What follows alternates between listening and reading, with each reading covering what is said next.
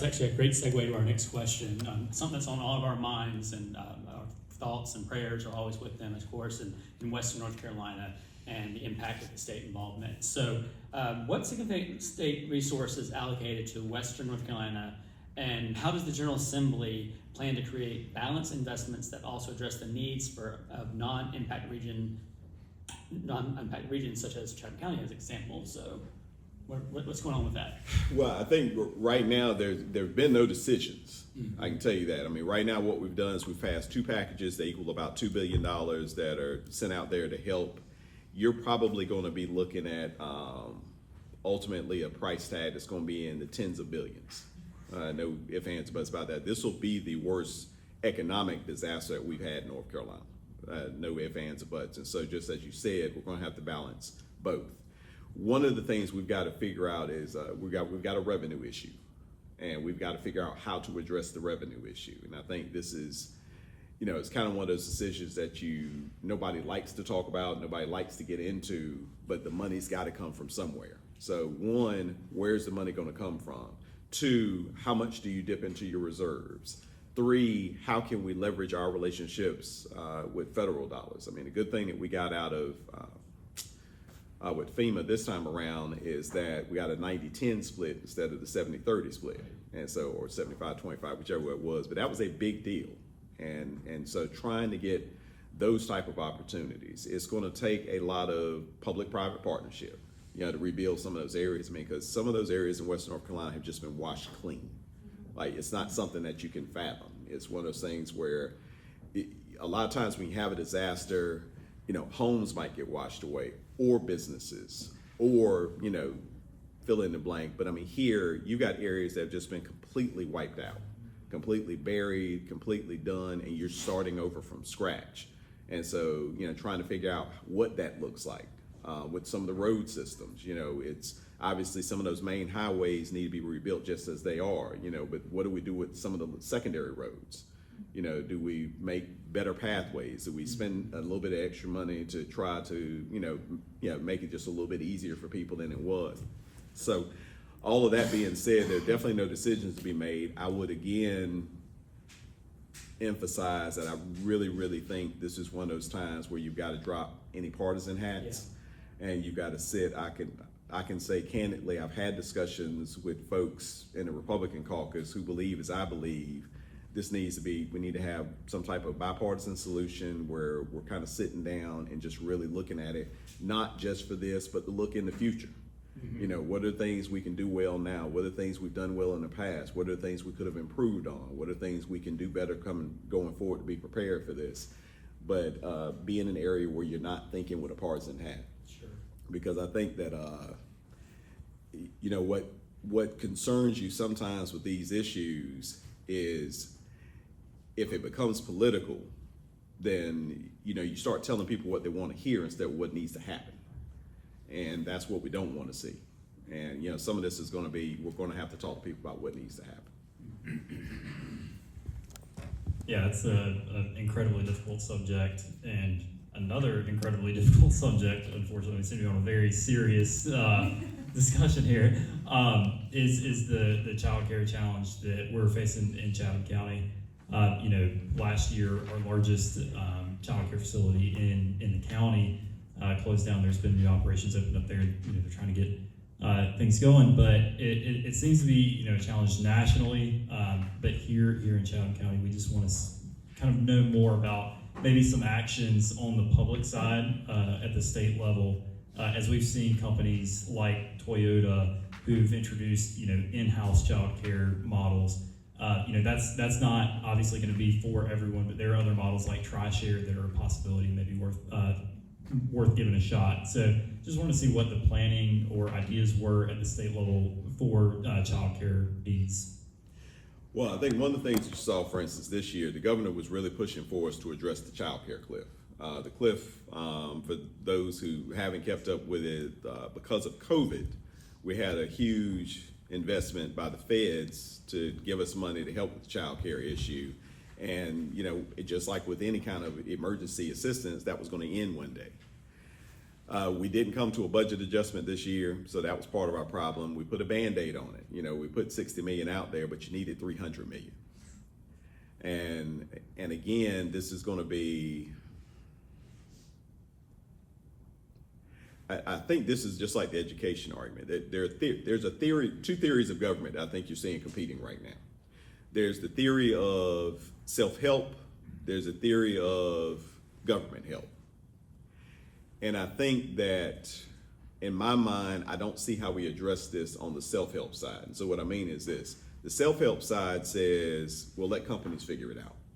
If companies are that serious about it, let them invest that money. And again, for those of us, and most of the businesses in North Carolina are small businesses. That's not a reality.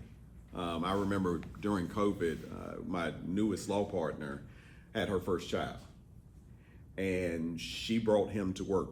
She was 4 weeks after, she was back in the office, and she brought him to work and had him a nice nursery and things set up. And because it was COVID, we didn't have a lot of clients coming in and out, so it wasn't really problematic. And so then once COVID was kind of over, she was able to take him to a daycare center we had right beside the office. That wasn't ours. Somebody just happened to open it up there. But my point is, she was in a very unique and blessed situation to be able to do that. What we don't understand, and this kind of ties in with public education too. I actually heard somebody make a joke about it, but it's not far off the truth. They were just like, if you want to get people to get support from public education again, remind them how it was having their kids home during COVID. Because if you don't have so if you don't have any more public schools, suddenly you don't have any child care. But this is a real thing, and the real thing is we've got to decide: do we want to invest in people? Do we want to take some of the revenues that we have at the state level? Because it's our money, and which I think we always forget when it comes down to tax money. It's like we pay the taxes, and then we're just like, well, we don't want to spend it on X people. Well, we're X people. What I mean? So. My point is, we've got to decide to invest in that because it's a reality. Because I don't want people to feel like they've got to choose between having a family or working. I think that is an outdated model. One, we just talked about affordable housing. I don't know how many people can afford not to work. And then when you couple that, if you don't provide the child care, that means one of those parents is going to have to make a decision to be home. And then with the fact that we don't have family support, neighborhood support like we used to. I remember when I was coming up, I still remember Mrs. Burns, who rounded up me and her grandson and one other kid across the street, and she always made sure we got back and forth to school. And she, we could stay at her house after school. My parents both work, and that kind of thing. You just don't have that as much anymore.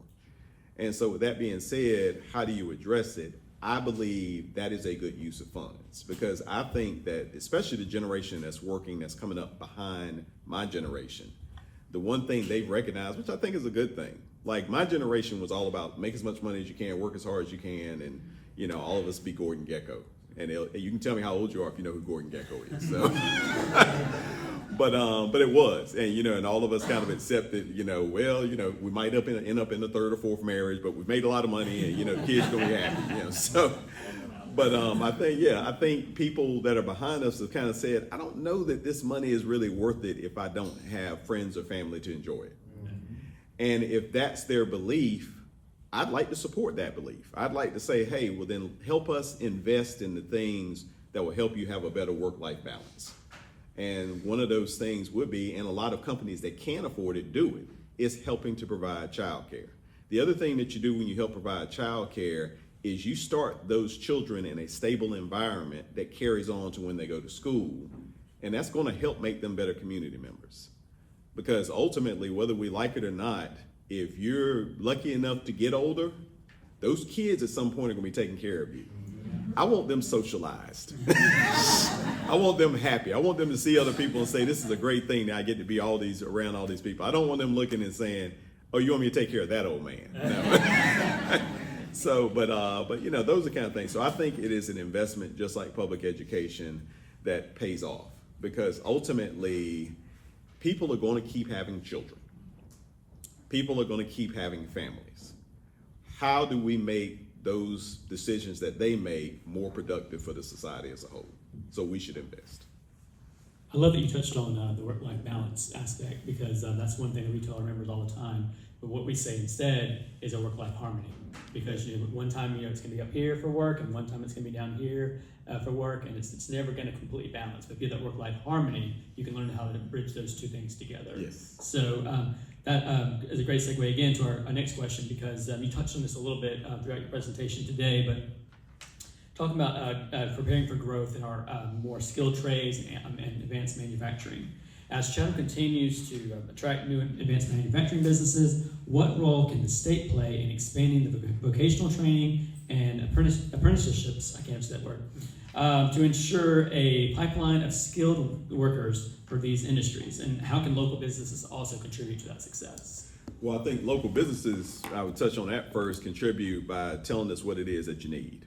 Because I think that is a lost art in government, is, because I don't know about how many of you know that once you get elected to office, you actually become a genius in a lot of areas. It's just, I did not know it, and I found out. I was just like, man, I could have got elected to office, and I could have been able to play the saxophone so much better. But but really, local business, you've got to stay active with your elected officials to tell them what your needs are, because we don't know, and it's really hard to know. And so saying that, hey, this is something that I've noticed. Like, I remember when we really start concentrating on welding, and I know Dr. Chapman remembers when a lot of people started talking about that. Well, that came simply because folks were saying, hey, you've got folks that can do this and they can do that, and they're great, and I appreciate that, and they're super at calculus. They can't weld. They can't do this.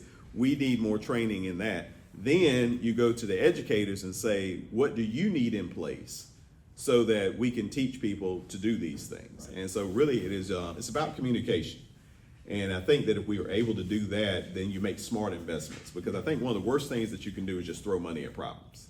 And I mean that in the sense of a lot of times we're so, and again, I think that's where politics gets involved. You're so anxious to try to fix a problem that you just throw money at it. And instead of saying, what do we need to spend and how can we best use this money? I'd rather you figure out how to take $50 million and do something really smart with it than throw $300 million at something and then nobody knows what happened. Sure. And then you're just like, well, how do you fix it? Well, we got to throw another $300 million at it. No, you don't. Study your results, pay attention, believe the results, listen to what is said, and listen to the people that really know. But I'd really love to see us invest in that, because college isn't necessarily the be-all, end-all for everybody. And there are so many things. I've got a cousin that I talk about all the time and love him to death, and he is living a much more fun life than I am. And but I remember that when he came out, he was the next cousin in line on my mom's side. And so when he came out of school, immediately everybody's just like, you got to do like Robert did, 4-year school and and all that stuff. And at the same time, when he was 15, he could tear a motor down and put it back together. You know what I couldn't do? You know what I can't do? So we were in, and I think he got that gift from my grandfather. My grandfather had taught himself to be a mechanic, and that was one of the things that he did, and they were just like that. And so my point being, what he wanted to do is to go somewhere that he could become a mechanic. And he could make really good money as a mechanic. And then on top of that, he wanted to go to NASCAR school. And so what would have been great is for him to have had programs that helped guide him that way. But instead, he went the 4-year route, and that was great. But then he eventually still ended up going to community college and going to NASCAR school, and he's worked in mechanics ever since. And so my thing is, that's 4 years of money he could have saved. And what we've got to do is get programs that expose lots of people early to the options that are out there. That helps us, along with hearing from businesses, to know what to do with the skill programs. Because what I've noticed when I've talked to, especially when I talk to small business owners, is how much students don't know. And I can tell you that for me personally. Like I knew when I was in school, K through 12, I was really good at math. I was, really good at, kind of English literature and that kind of thing. I had no idea what I was going to be able to do with that. My parents had no idea what to do with that. And so luckily I had teachers that had exposure that were able to say, hey, these are some options that'll be good for you. And then when I got to college, I had a community raise me. And there's just no other way around that. Like, I had people at every level, including once I got out into my law practice, that were able to kind of help guide me and say, hey, you've got this skill set. This is probably where you need to try. And that's what we need more of, because, a lot of folks, we take for granted the exposure we have. Like the fact that we're here today. we're getting exposed. I mean, you think of all of the type of businesses and ideas and minds you're exposed to just by being in this program today. Now, you think of how many people don't even know this exists. And that's the thing, is how do we get the exposure out there so that people know? Which, you know, for the third time, I will say, is investing in public education and that type of thing. But it really, I would like to see more of that, because I'd love to see people to be able to get where they're trying to go faster, more efficiently, less than faster, more efficiently. And it also helps in the sense, and I will say this as a final note on it, what's even worse is if you are really good at one thing, but you kind of get forced into another direction for other reasons. Nothing kills your confidence like that. I mean, I think about my wife, for instance. I remember when we were in college, and, you know, I remember her first couple of sciences, and she was like, my God, I probably shouldn't be in college. And, you know, but she was brilliant in all the areas that she needed to become a therapist, and didn't realize at the time that that's what she was going to become, but that's what she became. But I think of how that could have killed her confidence about the learning process by not having exposure. So I was just really, really, you know, she's a lot more resilient, smarter, and tougher than I am. And so she was able to do it. Me, I would have quit school and been like, you know what, B, I got a B minus, I'm gone. So that's it. Well, that's great. And I think now is a really good time to give a shout out to Central Carolina Community College for their advanced manufacturing training. Yes. Dr. Chapman